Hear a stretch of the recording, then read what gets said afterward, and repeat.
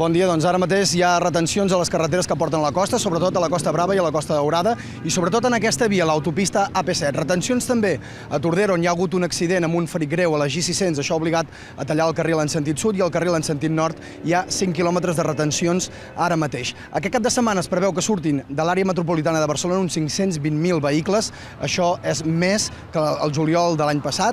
Al llarg d'aquest estiu la mobilitat també calcula trànsit que serà major, concretament un 2,5% segons càlculs de trànsit, i les hores més conflictives, dissabtes fins a 2:45 del migdia i divendres i diumenge a la tarda serà la franja més conflictiva, de 5 a 9 de la tarda. La xifra de morts, segons dades de trànsit, amb el que portem d'any ha augmentat un 3% i per això Trànsit demana precaució a la carretera. Aquest estiu engegarà una campanya per sensibilitzar sobre la fragilitat dels motoristes amb l'objectiu de reduir la sinistralitat d'aquest tipus de vehicles. Les recomanacions per a aquells que marxin de vacances són les de sempre, és a dir, revisar el vehicle i planificar el viatge abans de sortir i parar cada 2 hores. A la carretera veiem molts conductors turistes, molts estrangers, però també molts catalans, i és que enguany, i més que l'any passat, molts d'ells han decidit passar almenys uns dies de vacances a la costa catalana.